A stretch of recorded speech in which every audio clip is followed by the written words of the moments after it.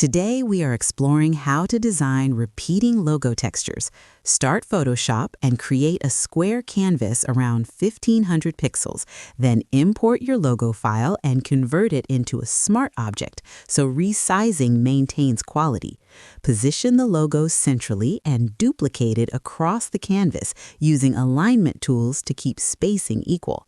Rotate some copies slightly if variation is desired while preserving brand readability.